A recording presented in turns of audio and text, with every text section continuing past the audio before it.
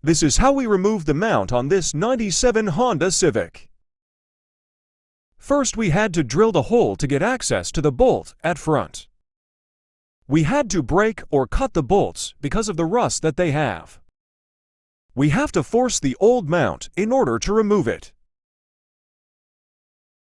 This is how the old mount looks like.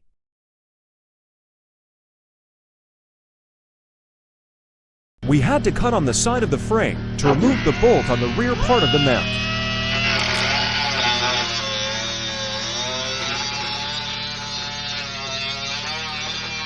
We installed new bolts and nuts.